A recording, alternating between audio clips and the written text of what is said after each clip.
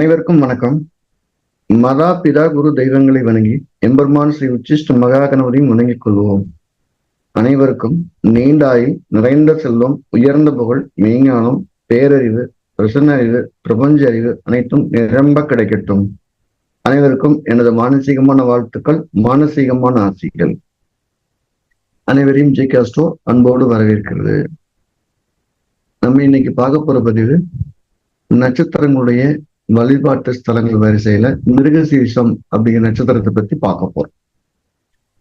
இந்த மிருகசீரிஷ நட்சத்திரத்துல பிறந்தவங்களுக்கான ஸ்தலம் திருவாரூர் மாவட்டத்துக்குள்ள எண்கண் அப்படிங்கிற ஊர்ல கூடிய ஆதிநாராயண பெருமாள். அப்படியேதான் அவர் தான் இந்த நட்சத்திரத்துக்கான வழிபாட்டு தேவதை. இந்த எண்கண் அப்படிங்கிற ஊருக்கு கூடிய ஆதிநாராயண பெருமாள் தன்னுடைய மனைவியாரோடு அருள் பாலிக்கிறார். இதோடைய சிறப்பு விசேஷம் என்ன? அந்த கோயில் இருக்கக்கூடிய அந்த பெருமாளுடைய விசேஷம் என்னன்னா, மற்ற ஊர்ல எப்படி இருப்பாங்க அப்படின்னா, பெருமாள் நின்ற கோலத்துல, அமர்ந்த கோலத்துல, சயன கோலத்துல அப்படித்தான் இருப்பாங்க. ஆனா இங்க இருக்கக்கூடிய பெருமாள் கருட வாகனத்தில் அமர்ந்தபடி ஆசீர்வாதம் வழங்குகிறார். இந்த கோவில நிதமும் கருட சேவை உண்டு. ஒரு அரசனுக்கு அனுகிரகம் செய்வதற்காக கருட வாகனத்தில் அவர் அழைத்துன்னு அப்படியே வந்ததாக ஒரு வரலாறு. இதுக்கு ஒரு சின்ன கதையும் உண்டு. ஒரு மன்னன் வேட்டைக்காக சிங்கத்தை விரட்டிக்கிட்டு காட்டுக்குள்ள வர்றார். அந்த சிங்கம் எங்கெங்கயோ போகுது. கடைசியில முனிவர்கள் எல்லாரும் தவம் பண்ற இடத்துக்கு உள்ள வழியை அந்த பக்கம் வெளியேறிடுது. மன்னன் அந்த அவசர கோலத்துல அந்த முனிவர்களை மதிக்காம அந்த தவத்துக்குள்ள வந்துடுறான். வரும்போது அவங்களுடைய தவம் கெட்டு போகுது. அந்த தவம் கெடும்போது அங்க இருக்கக்கூடிய ரிஷி, மிருகண்டு ரிஷி அப்படிங்கிற ஒருத்தர் மன்னனை சபிக்கிறார். இந்த மாதிரி நீ உன்னுடைய வேட்டையில எங்களோட தவத்தை நீ கலைச்சிட்ட, இது பெரிய உனக்கு பாவம். அதான் நீ எதை தேடி வந்தியோ அதோட முகமாக மாறி நிம்மதி இல்லாம அலைவாய் அப்படின்னு சாபம் கொடுத்துடுறாரு. அவங்களுக்கும் அவரு சிங்கத்தை தேடி வந்ததுனால அவருடைய மனித முகம் கொஞ்சம் கொஞ்சம் மறைஞ்சு சிங்க முகமா மாறிடுது. அவர் வருந்தி அந்த முனிவர்கிட்ட கேட்கிறார், எனக்கு பழைய முகம் வேணும், அனுகிரகம் பண்ணுங்க, நான் தவறு செய்துட்டேன்னு வேண்டார். அவர் ஆதிநாராயண பெருமாளை நமஸ்காரம் பண்ணி ஆத்மாத்மா வேண்டிக்க பிரார்த்தனை பண்ணு, தொடர்ந்து பூஜை பண்ணிட்டோம், உனக்கு நல்லது நடக்கும்னு சொல்றாரு. உடனே அந்த மன்னனும் ஆதிநாராயண பெருமாளை நின்று ஆத்மார்த்தமா நமஸ்காரம் பண்றார். பண்ண அவரோட சிங்க முகம் மறைஞ்சு மனித முகமா வந்துடுது. அந்த அரசனுடைய வழிபாட்டுக்கு மனம் குளிர்ந்த பெருமாள் அங்க வர்றாரு. எப்படி வர்றாருன்னா, கூப்பிட்ட குரலுக்கு தன்னுடைய வாகனத்துல வர்றாரு. அப்படி ஒரு அற்புதமான அனுகிரகம் பண்ணக்கூடிய இடம் எண்கண் அப்படிங்கிற திருவாரூர். இந்த ஊரை சுத்தி நிறைய திருத்தலங்கள் இருக்கு. திருச்சேரை இருக்கு, அற்புதமான கோயில்கள்லாம் இருக்கு. இதுல இந்த கோயிலுக்கு போறவங்க மிருகசீரிஷ நட்சத்திரத்தில் பிறந்தவங்க போறது நல்லது. மிருகசீரிஷ நட்சத்திரத்துல ஒரு கிரகம் இருந்த தசை நடந்ததுன்னா அவங்க போகலாம். மிருகசீரிஷ நட்சத்திரத்துல ஏதேனும் ஒரு கர்ம கிரகங்கள் உட்கார்ந்து இருந்து அவர்கள் ஒரு கர்மாவை நமக்கு வலியுறுத்திக்கிட்டு இருக்குன்னா அவங்க அந்த கோயிலுக்கு போகும்போது அந்த கர்ம தோஷம் நிவர்த்தி ஆகுது. இந்த கோயிலோட கூடுதலான விசேஷம், இந்த கருடாழ்வார் தரிசனம் இங்க நடந்துட்டு இருக்கிறதுனால ஸ்கின் தொடர்பான எந்த தொந்தரவு இருந்தாலும் அவங்க சனிக்கிழமையோ புதன்கிழமையோ போய் நமஸ்காரம் பண்ணிட்டு வரலாம். அல்லது சனி புதன்கிழமையில வரக்கூடிய மிருகசீரிஷ நட்சத்திரம், சித்திரை, அவிட்ட நட்சத்திரங்கள்ல அந்த கோயிலுக்கு போகலாம். சிறப்பு என்னன்னா, சனிக்கிழமையோ புதன்கிழமையோ வரக்கூடிய மிருகசீரிஷ நட்சத்திரத்துல 3-4 பாதங்கள், அந்த நட்சத்திரம் முடியக்கூடிய அந்த தருணங்கள்ல அந்த கோவில்ல போய் நின்று ஆத்மாத்மா வழிபடும்போது ஸ்கின் நோய், எப்பேற்பட்ட நோயா இருந்தாலும் ஒரு கட்டுப்பாட்டுக்குள்ள வருது, வீரியம் குறையுது, குணமாகுதுன்னு நிறைய பேர் சொல்லியிருக்காங்க. ஒரு தாழ் மனப்பான்மையில நான் ரொம்ப கஷ்டப்படுறேன் அப்படின்னு சொல்லக்கூடிய ஜாதகர்களுக்கு அந்த கோயில் எழுதி கொடுத்துருக்கிறேன். ஒரு புதன்கிழமையோ சனிக்கிழமையோ மிருகசீரிஷ நட்சத்திரம் ஆரம்பிக்கிற அந்த காலகட்டத்துல மிருகசீரம் 1-2 பாதங்கள் இருக்கக்கூடியவங்க அந்த கோயிலுக்கு வழிபட்டு வரும்போது அந்த தாழ் மனப்பான்மையை நீங்கி தன்னுடைய முழு உழைப்பை வெளிப்படுத்தி ஒரு பிரகாசமான வாழ்க்கை நோக்கி அவங்க பயணிக்கிறாங்க அப்படிங்கிறது இந்த அனுபவத்துல உண்மையா நடந்து வருது. தசா நடத்தக்கூடிய கிரகமோ புத்தி நடத்தக்கூடிய கிரகமோ மிருகசீரிஷ நட்சத்திரத்தினால் இந்த வழிபாடு அற்புதமா கேக்குது.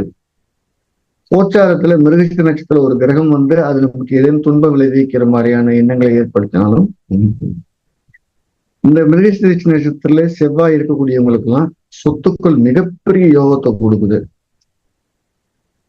அந்த யோகத்தை இன்னும் அதிகப்படுத்தணும்னு நினைக்கிறவங்க, இல்ல சொத்துக்கள் இருக்கு அது எங்க பேருக்கு பட்டா மாறல, ஏதாவது சின்ன வில்லங்கம் இருக்கு அப்படிங்கிறவங்க இந்த கோவிலுக்கு, அதாவது ஆதிநாராயண பெருமாள் அப்படிங்கிற அவருடைய கோவிலுக்கு புதன்கிழமை காலையில ஒரு 6 to 10 மணிக்குள்ள துளசி மாலை வாங்கி கொடுத்து அந்த பெருமாளை வழிபடும் போது இடம் சார்ந்த வில்லங்கம் மாறுது.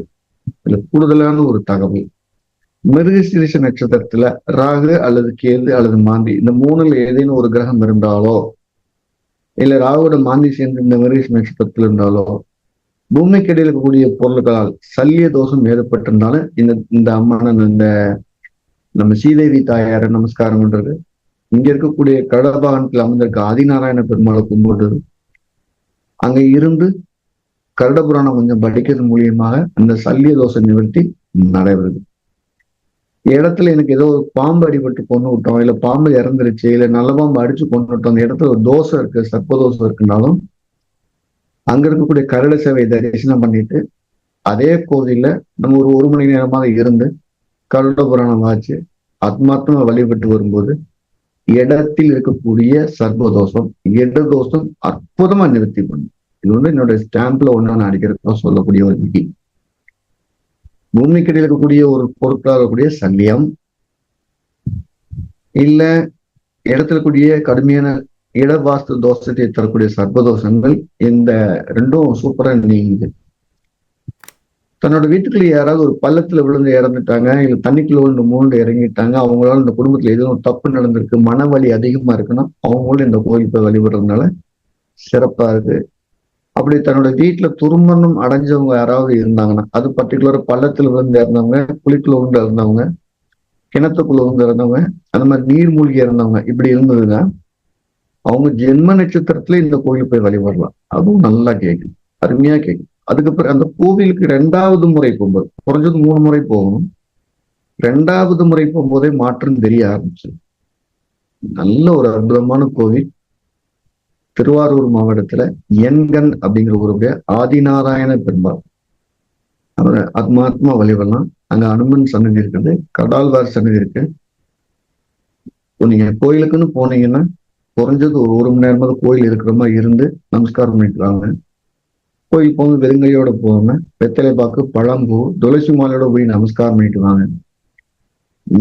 நல்ல நல்ல பலன்களை உங்களுக்கு அதிகமா அனுகிரகம் பண்ணக்கூடிய தேவதையா உங்களால உணர முடியும்.